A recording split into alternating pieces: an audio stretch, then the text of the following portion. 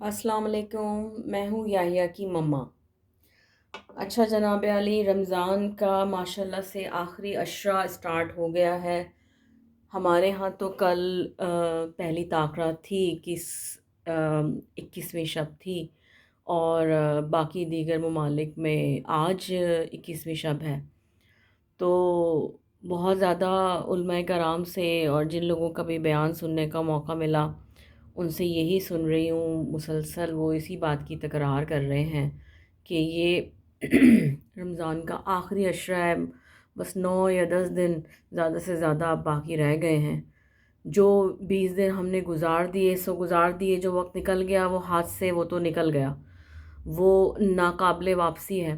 लेकिन जो रह गया है तो उन्होंने जो बहुत ज़्यादा एकदम जाके दिल को लगती है ना, कभी कभी कोई बात, कोई जुमला, कोई ऐसा लफ्ज़, उसमें उन्होंने बोला कि इंतहाई बदनसीब है वो शख्स जो कि इस आखिरी अशरे को पाले, रमज़ान को पाया, अपनी मग़फ़िरत नहीं करवा पाया, अपने गुनाहों से माफ़ी ना मांग पाया, और जो आखिरी अशरे को पा लिया फिर भी अपने आप अपने गुनाहों की माफ़ी ना मांग सके, अपने अंदर कोई बेहतरी ना ला सके, अपनी मग़फ़िरत के लिए कुछ तगो-दो ना कर सके, तो उससे ज़्यादा बदनसीब इंसान इस दुनिया में कौन होगा।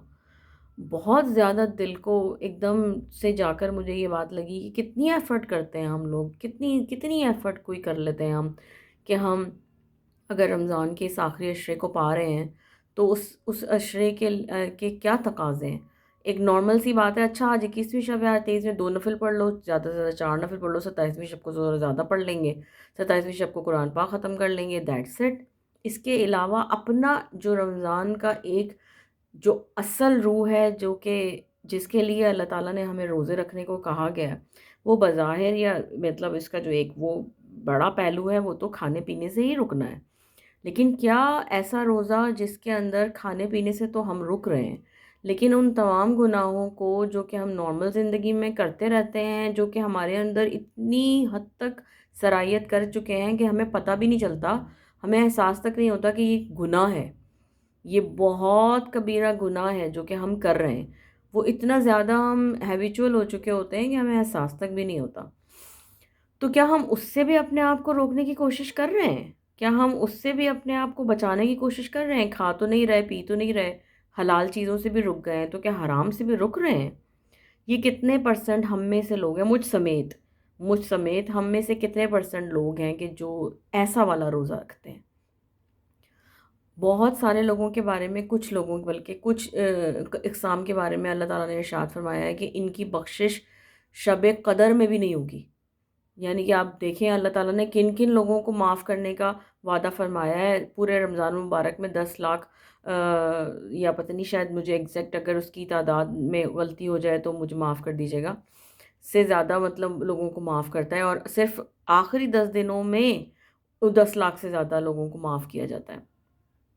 ये तो उन लोगों में से भी कुछ लोगों की कैटेगरी ऐसी है कि जिनको शब कदर में भी माफ़ नहीं किया जाएगा। उस वो रात जो कि हज़ार महीनों से बेहतर है, और अल्लाह ताला उस रात में फ़रमाते हैं कि जो मांगोगे मिलेगा। जो जो दुआ सदके दिल से की जाएगी अपने लिए, अपने किसी भाई के लिए, अपनी बहन के लिए, ये भाई और बहन में सगा भाई और सगे बहन के लिए तो इंसान अपनी दुआ कर ही रहा होता है। मैं जनरली भाई और बहन की बात कर रही हूँ, मुसलमान भाई या मुसलमान बहन के लिए जो दुआ करेगा वो ज़रूर उसके हक़ में कबूल की जाएगी। अब हमारे यहाँ एक बहुत बड़ा क्वेश्चन इसमें ये होता है कि भाई दुआएं, हम इतनी ताक़रातें गुजर चुकी हैं, हम मुसलसल मांग रहे हैं, उनमें से बेशतर दुआएं कबूल नहीं हुई।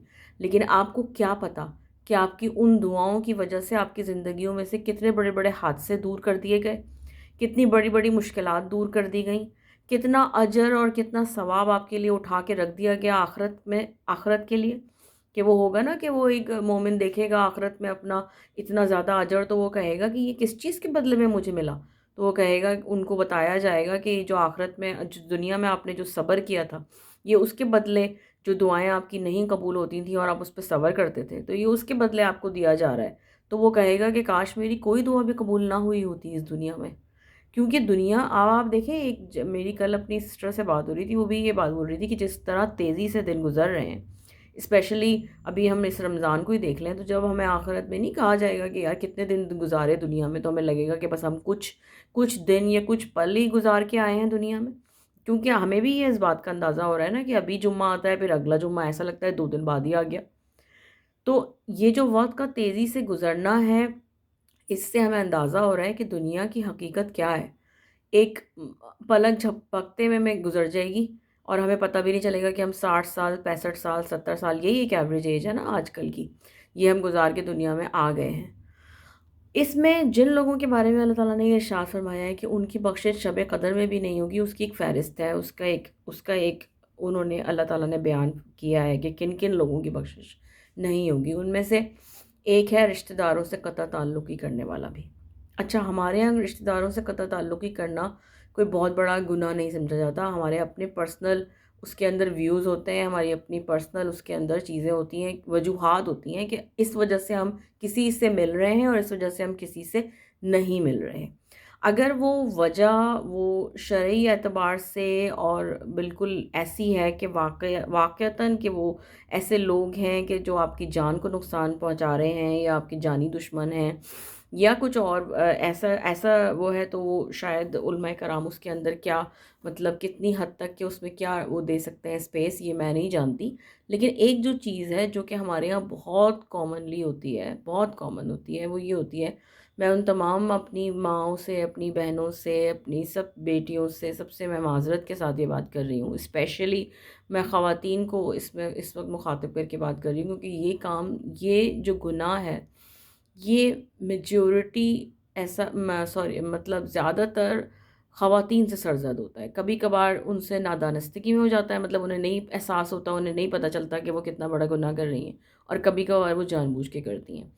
مرد حضرات بھی کر رہے ہوتے ہیں، لیکن میں یہ والا جو اس پوائنٹ پہ بات کر رہی ہوں، یہ موسٹلی جو ہے یہ خواتین سے غلطی سرزد ہوتی ہے. وہ یہ ہے کہ ہمیں اپنے اختلافات، اپنی ناپسندیدگی، اپنی نفرت، اپنا اپنا بغض، اپنا کینہ، اپنی جیلسی اپنے بچوں میں ٹرانسفر کر دیتے ہیں. ہم پوری ایک نسل خراب کر دیتے ہیں اور ہمیں اس بات کا احساس تک نہیں ہوتا. ہم اپنا غصہ، جو کہ ہم اپنی فرسٹریشن ہے جو ہماری، جو ہم کسی کے سامنے بھی نہیں نکال پا رہے، وہ ہم اپنے بچوں کے سامنے نکال رہے ہوتے ہیں. میں اپنے آپ کو بھی اس میں شامل کرتی ہوں. کبھی کبھی بہت غصہ ہے، بہت کسی بات پہ غصہ آ رہا ہے، کسی شخص پہ غصہ آ رہا ہے، آپ کو اندازہ بھی نہیں ہو رہا کہ آپ کا بچہ آپ کے سامنے بیٹھا ہے یا کھیل رہا ہے، اگر چھوٹا ہے تو، یا وہ آپ کی بات سن رہا ہے، بظاہر وہ اپنا کوئی کام کر رہا ہے، لیکن وہ وہاں موجود ہے اور آپ اپنے غصے میں بولے جا رہے ہیں. تو آپ کو یہ احساس تک نہیں ہوتا کہ آپ اس کے اندر وہ تمام زہر انڈیل رہے ہیں.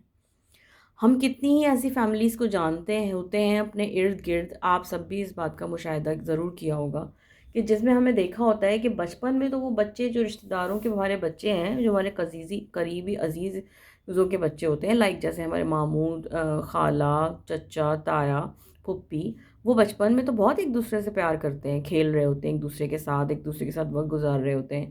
لیکن جیسے جیسے وہ بڑے ہونا شروع ہوتے ہیں، ان کے اندر ایک دوسرے کے لیے نفرت پیدا ہونی شروع ہو جاتی ہے، جیلسی پیدا ہونی شروع ہو جاتی ہے، کمپیریزن پیدا ہونا شروع ہو جاتا ہے. کیوں؟ اس کا ریزن کیا ہے؟ یہ کبھی ہم لوگوں نے اس کو سمجھنے کی ضرورت نہیں محسوس کی. یہ اس کا ریزن یہی ہوتا ہے کہ جو مائیں ہوتی ہیں، وہ اپنی فرسٹریشن، اپنا غصہ، اپنی ناپسندیدگی، اپنے اختلافات، اپنے جھگڑے اپنے بچوں میں منتقل کر رہی ہوتی ہیں. جیسے میں نے پہلے کہا کہ کبھی کبھی وہ یہ کام نادانستگی میں کر رہی ہوتی ہیں، اور کبھی کبھی وہ یہ ایسا کام جان بوجھ کے کر رہی ہوتی ہیں. تو جو یہ طاق راتیں شروع ہو رہی ہیں، اس میں دست بستہ یہ میری ایک گزارش ہے ان تمام اپنی بہنوں سے، اپنی ماؤں سے، اپنی بیٹیوں سے، ان تمام خواتین سے کہ جو یہ کام کر رہی ہیں، پلیز پلیز پلیز اپنے جھگڑے کو، ایک تو پہلی بات یہ ہے کہ بہت کوشش کریں کہ ہو سکتا ہے کہ آپ کا وہ جھگڑا جس کو کہ آپ بہت بڑا سمجھ رہی ہیں، اور جس میں آپ کو ایسا لگ رہا ہے کہ اگلا بندہ مکمل طور پر مجرم ہے اس چیز کا، اس کی پوری تحقیق کریں جہاں تک ممکن ہو سکتا ہے. صرف گمان پر، آپ کو پتہ ہے بعض گمان گناہ ہوتے ہیں، کیونکہ ہم یہ گمان کر لیتے ہیں، ہم یہ سمجھ لیتے ہیں کہ ایسا اس نے کیا ہوگا یا ایسا اس نے کہا ہوگا. در حقیقت ایسا نہیں ہوتا، اور ہمارے اس عمل کی وجہ سے ہمیں جنت سے نکال کر جہنم میں بھی ڈالا جا سکتا ہے، کیونکہ ہم نے اس انسان کے اوپر بہتان لگایا ہوتا ہے، اس پہ الزام لگایا ہوتا ہے اس کام کا جو اس نے نہیں کیا ہوتا۔ تو میری یہ گزارش ہے کہ پہلے تو اپنے جھگڑے کو، اپنی اپنی لڑائی کو یہ دیکھیں کہ کیا واقعی میں جو میں یہ کر رہی ہوں یا میں کر رہا ہوں، ہو سکتا ہے بہت سارے مرد بھی اس میں شامل ہوں، یا میں جو کر رہا ہوں یہ واقعی میں ایسا ہے، اور اگر ایسا ہے بھی تو میں اس کی بیچ میں جو اس کی وجوہات ہیں اس کو تھوڑا سا، کبھی تو اکیلا بیٹھتا ہوگا نا انسان، کبھی تو اللہ کے ساتھ بیٹھے، کبھی تو اکیلا تنے تنہا بیٹھے اور یہ دیکھے کہ یہ شروع کہاں سے ہوا ہے۔ کیا ڈے ون سے اگلا بندہ میرا دشمن ہے؟ کیا ڈے ون سے وہ میرے ساتھ دشمنی کر رہا ہے، یا یہ کسی چیز کا کیا کہتے ہیں ری ایکشن ہے؟ ہر چیز کا ایک ری ایکشن ہوتا ہے نا، یہ ایسا ہونا ہے کیا ری ایکشنز کی صورت میں ہونا شروع ہوا ہے؟ تو تھوڑا سا اپنا بھی تزکیہ کریں۔ یہ راتیں بڑی قیمتی ہیں، میں آپ کو بتاؤں، یہ راتیں بے حد قیمتی ہیں۔ یہ صرف ایک کہنے کی بات نہیں ہے کہ یہ رات ہزار مہینوں سے بہتر ہے۔ آپ ذرا اندازہ تو لگائیں کہ کیا مطلب ہے اس بات کا، کیا کہہ رہا ہے اللہ پاک ان آیات کے اندر جو سورہ قدر کی آیات ہیں۔ پلیز میری سب سے یہ گزارش ہے کہ اس میں تھوڑا سا اپنا محاسبہ کریں، اپنی اکاؤنٹیبلٹی کریں کہ ہم اس میں کہاں تک کے درست ہیں، کیا ہم نے بالکل صحیح کام کیا کہ ہم نے اپنے اختلاف، اپنا لڑائی بچوں تک بتا دیا، یا ہم نے اس میں تھوڑی سی غفلت کا مظاہرہ کیا ہے، اور اس میں ہمیں ایسا نہیں کرنا چاہیے تھا، ہمیں اس کو ریزولو کرنے کی کوشش کرنی چاہیے تھی تاکہ ہمارے یہ رشتے کم از کم ہمارے بچوں کے لیے تو بچ جاتے۔ ہم اپنے بچوں کو ان رشتوں سے محروم کر رہے ہیں صرف اس وجہ سے کہ ہمارا اپنا فرسٹریشن نکل رہی ہے۔